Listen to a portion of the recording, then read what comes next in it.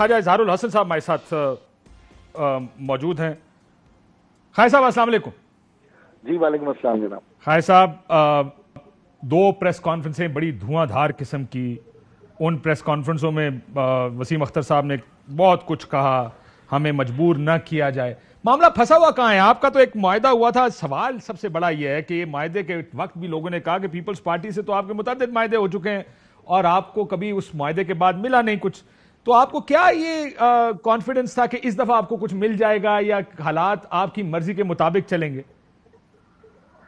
काशिफ भाई, सबसे पहले थोड़ी सी मैं कमीज ये गुजारिश करना चाहूंगा कि कराची शहर के लिए हमेशा एमक्यूएम को मुआहदे या हुकूमत में जाने की जरूरत क्यों पेश आती है? ये एक पूरा पाकिस्तान की कौमी क़यादत और आप के तमाम कौमी मीडिया से भी सवाल है। आखिर लाहौर भी तो है, PML-Q की भी गवर्नमेंट आई, PML-N की भी गवर्नमेंट आई, मुशर्रफ साहब का भी दौर आया, पीपल्स पार्टी का भी दौर आया। हर प्राइम मिनिस्टर या चीफ मिनिस्टर की तरजीह लाहौर होता है और लाहौर एक सेंटर ऑफ द पॉलिटिक्स है।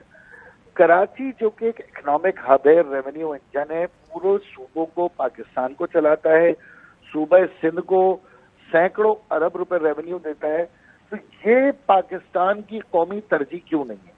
हमने जो एग्रीमेंट किया क्यों नहीं है? वैसे ये भी बता देना। देखें, आप दो पार्टियां तो हैं जो हमेशा से हुकूमत में रही हैं सिंध में, एक पीपल्स पार्टी है और मुत्तहिदा अमूमन इत्तेहाद का हिस्सा रही। क्यों नहीं मिलता फिर कराची को, जिसको आप कहते हैं रेवेन्यू स्ट्रीम है, हाईएस्ट टैक्स कलेक्शन यहां से होती है, इंडस्ट्रियल हब है, सारी कंपनीज वहां पर मौजूद हैं, क्यों नहीं मिलता फिर? ये क्या वजह है कि कराची इतना पीछे रह जाता है? सर काशिफ भाई, यही तो हमारा प्रॉब्लम है कि हम या तो हुकूमत में जाएं या फिर हम मुआहदे करें, और इस बार तो हमने मुआहदा पूरे पाकिस्तान की लीडरशिप से किया है। अब क्यों नहीं मिलता का मेरे पास एक सिंपल जवाब ये है कि शायद ये किसी की राजधानी नहीं है, शायद ये किसी की जद्दी पुश्ती कंस्टिट्यूएंसी नहीं है, शायद ये अर्बन वोटर है जो कि उस तरीके से कंट्रोल नहीं होता जिस तरह दीगर पाकिस्तान के इलाकों में MNAs और MPs के जरिए कंट्रोल होता है, और यहाँ पर मिडिल क्लास फिनोमेना ज्यादा है। तो ये एक हमारे लिए ये जवाब तो हो सकता है, लेकिन यहाँ जमात इस्लामी भी, उनका भी मेयर रहा, तो आपने देख लिया कि मुशर्रफ साहब के दौर में ही उससे पैसा मिला, उसके बाद हमारे नाजिम रहे तो मुशर्रफ दौर के में ही उनको फंड्स मिले। उससे पहले चले जाएं तो ऐसा कोई दौर नहीं आया जिसमें कराची में मेगा प्रोजेक्ट, मेगा स्कीम्स आई। अब 2013 से 18 तक हम अपोजिशन में रहे, फिर फेडरल गवर्नमेंट का पार्ट रहे और आज भी फेडरल गवर्नमेंट का पार्ट है। तो इसका मतलब 2013 से 2022 तक इस शहर की लीडरशिप गवर्नमेंट में नहीं है। तो जब इस शहर की लीडरशिप गवर्नमेंट में नहीं है, यह शहर का मैंडेट गवर्नमेंट में नहीं है, तो फिर इस शहर को आप देख लें इतने सालों में कहां पहुंचा दिया। बिल्कुल ठीक है, लेकिन ये बताइए सर कि शहबाज शरीफ साहब से आज खाने में मुलाकात होगी, आपका मुआहदा लार्जली जो ये चार्टर ऑफ राइट्स है, ये इसको इंप्लीमेंट तो पीपल्स पार्टी ने करना, लार्जली तो इसके अंदर सारा कुछ सिंध से मुतल्लिक है, कराची से मुतल्लिक है। शहबाज साहब क्या दे सकते हैं आपको? आपका आज तक तो गवर्नर भी अपॉइंट नहीं हुआ जो शहबाज साहब को देना चाहिए था, क्यों नहीं हुआ आपके ख्याल में गवर्नर अपॉइंट आज तक? बड़ा वैलिड क्वेश्चन है। मेरी गुजारिश, मेरा ख्याल है इसमें ये है, जो मैं समझता हूं कि शहबाज शरीफ साहब क्योंकि अब चीफ एग्जीक्यूटिव ऑफ पाकिस्तान है और विटनेसेस एग्रीमेंट पे, तो मेरा ख्याल है उन्हें एक मीडिएटर का रोल अदा करना चाहिए। पीपल्स पार्टी और एमक्यूएम के दरमियान कोई दरमियान की राह निकलना चाहिए। मैं आपको ये भी कहना चाहता हूं कि हम दोनों दो एक्सट्रीम पर हैं, वो एक एक्सट्रीम पर हैं और हम एक एक्सट्रीम पर हैं। हम डेवोल्यूशन की एक्सट्रीम पर हैं और वो डेवोल्यूशन की एक्सट्रीम पर नहीं है। फिर तीसरी चीज, हमारे दरमियान सुप्रीम कोर्ट का एक फैसला है, आप खुद देखिए, एक फैसला आ चुका है।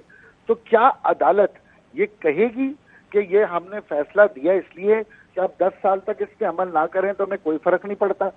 ये तो खुद एक मैकेनिज्म होना चाहिए कि जनाब एक अदालत ने फैसला दिया, मुल्क की सबसे बड़ी अदालत ने दिया, एमक्यूएम का एग्रीमेंट हो या ना हो, पहले तो इस पे अमल करो। लेकिन ताहाल माइनस एमक्यूएम अभी तक सुप्रीम कोर्ट के फैसलों पे नजरसानी तक नहीं की गई, कैबिनेट की कोई मीटिंग नहीं हुई, पीपल्स पार्टी के अंदर कोई कमेटी नहीं बनी, और हम बारहा ये शोर कर रहे हैं कि अगर दोबारा 2013 के इसी निजाम में हम जाते हैं तो फिर वो 4 साल का जो तल्ख तजुर्बा पूरे सूबे सिंध को रहा है, लाड़काना कराची से कश्मीर तक, वो फिर रहेगा और फिर हमारे नाज़मीन या मेयर बेख्तियार रहेंगे।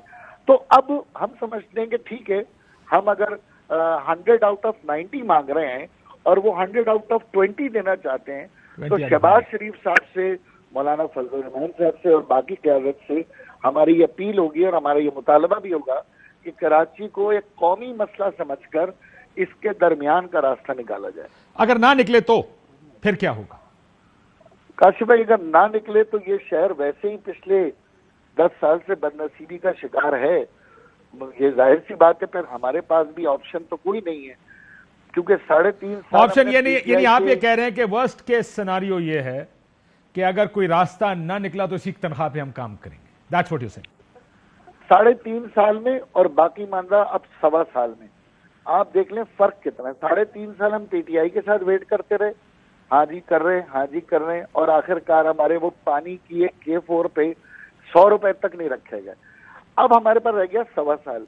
तो अब क्या 1.25 साल भी हम इंतजार करते रहें?